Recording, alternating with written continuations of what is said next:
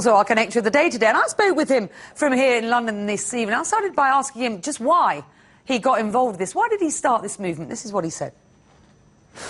It started by a chance viewing of the X Factor a few weeks ago, and I was watching along, and my thoughts just progressed a bit further towards the Christmas #1, thinking they're just going to get another Christmas #1 again.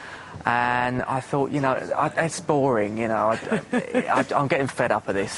Let's do something about it. Well, you were a brave man going up against the likes of Simon Cowell. Question from our viewers. Jessica asks, while I like, in theory, what you did, do you think the Rage Against the Machine song sends the right message to people at Christmas? I mean, my question, did you actually like the song? I love the song.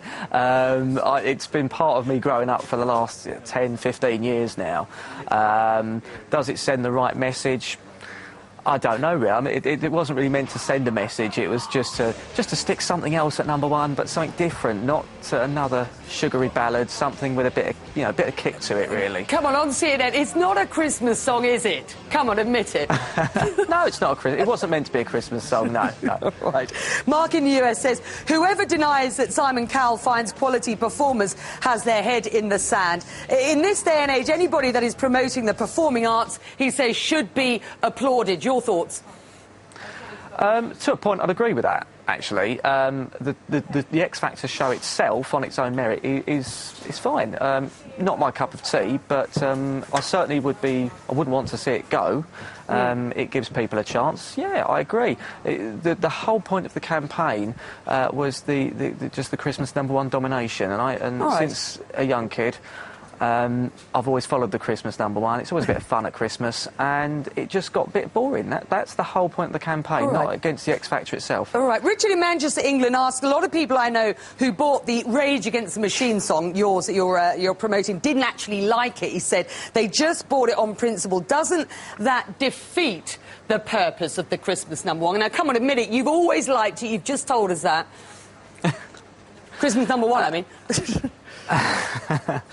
Well, possibly, but I didn't force anyone to buy it. It was something that I thought would be quite a wacky idea, and I didn't force anyone to sort of pay money for it. If they fancy the go and try and get something different at #1, yeah, go for it. If not, it's fine, no problem. If you want to buy the X Factor track, go for it. Mark here in London notes a bit of irony. He says people revolted against Simon Cowell telling them what to buy, but then went ahead and bought what Jon Morter told them to buy. Yeah, they did, didn't they? Yeah, I suppose they did. Yeah, fair point. on the technology side of this, you've got experience, haven't you, trying to get a song to #1? Explain what you had to do to actually force it to the top of these downloads. And it's a different world these days, isn't it? Because this is about how a song goes viral to a certain extent. This isn't like the old Top of the Pops #1 where you had to physically buy the CD. No, the technology is vastly different now. The rules are different as well for the charts, where, strictly speaking, any song that you pay for a download over 40 pence, I think it is, any song can specifically be a single. I sort of found this out last year. And, yeah, I mean, because of the rule change and the technology, in theory, anything can be a #1, really, if you push it, yeah. John, are you surprised by the reaction to what you've done?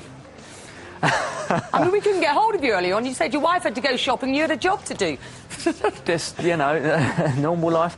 Am I surprised? Not really, because obviously, they've had a bit of a stranglehold on the Christmas chart for 4 years now, and someone that's not in the music industry has just suddenly turned up and, I suppose beating him at his own game a little bit, really. So, yeah, I'm not surprised that it's caused a lot of shock, I suppose, yeah. Simon Cowell rang you, John. What did he say? He congratulated me. He actually thanked us, really, for a good campaign. That, it wasn't a dirty campaign. It was fun. That was the idea behind it. And he was actually saying that it's just given a complete shot in the arm for just the whole Christmas chart, and also that so many people were looking forward to this chart. So on that respect, we had a great conversation. He was very nice.